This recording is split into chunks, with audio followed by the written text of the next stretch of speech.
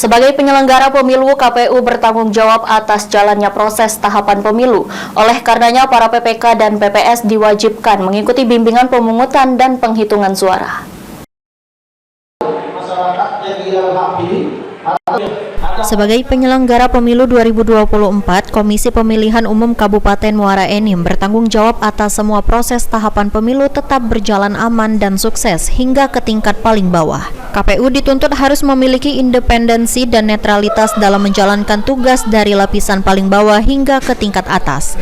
Hal ini dituntut masyarakat sebagai pihak yang memiliki hak suara dan memilih wakil rakyat yang akan memimpin.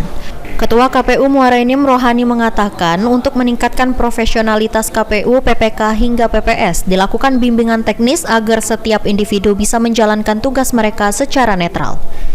BIMTEK ini diikuti 785 orang yang merupakan PPK dan PPS baik itu ketua dan anggota untuk seluruh Kabupaten Muara Enim. Mereka memiliki tanggung jawab besar dalam bertugas agar tetap aman dan sukses sesuai aturan dan hukum yang berlaku.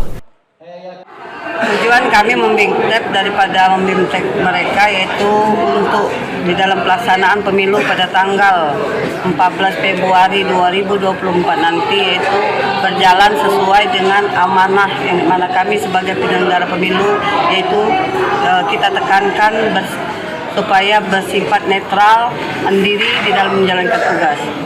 Karena mereka sebagai penyelenggara kami di tingkat bawah, di tingkat hierarki,